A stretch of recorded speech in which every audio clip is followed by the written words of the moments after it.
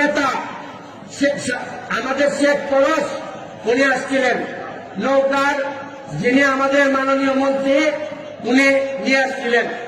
উনি আমার নেতা, অত্যন্ত সুন্দর বক্তব্য দিয়ে গেছেন এবং উনি অসম্ভব ভালো কথা বলে গেছেন। আমি ওনারে সালাম জানাই। বলছেন কোনোভাবেই স্বতন্ত্র প্রার্থীকে কোনো ধরনের বাধা দেওয়া যাবে না। আমি অত্যন্ত কৃতজ্ঞ। জননেত্রী শেখ হাসিনার মেসেজটা উনি নিজের হাতে দিয়ে গেছেন। আমি আপনাদেরকে একটা কথা বলি,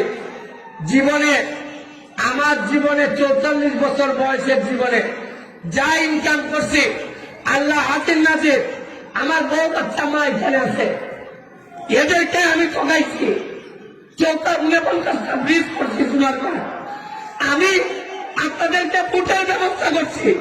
এরপরে আমার শুরুতে হচ্ছে আমার বাজারের মধ্যে মিটিং করে বলা হয়েছে আমি জারদ হিসাবে স্বীকৃতি পাইছি। আমাকে জারদ বলা হয়েছে, আমার দোষ কি ছিল?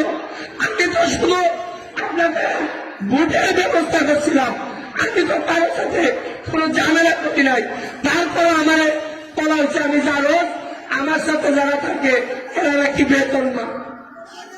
আমি আমি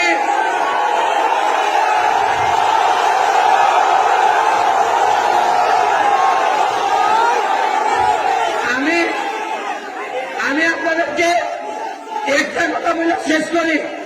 আমার কারো কথা একটাই, দেশের স্বার্থে এলাকার স্বার্থে আমার কোন শত্রু নাই।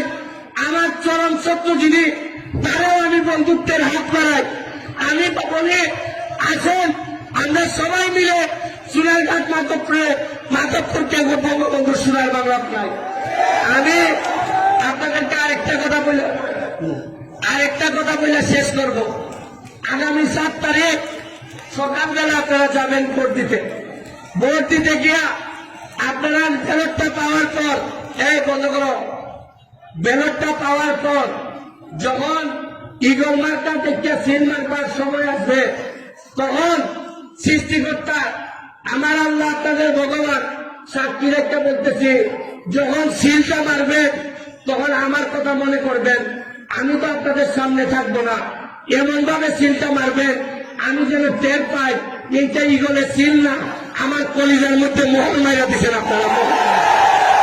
সারা জীবন যেন যে অবস্থায় থাকি আপনাদের সেবা যেন করতে পারি, এই কথা বলে জননেত্রী শেখ হাসিনার জন্য দোয়া চেয়ে আজকের মতো আমি বিদায় নিচ্ছি।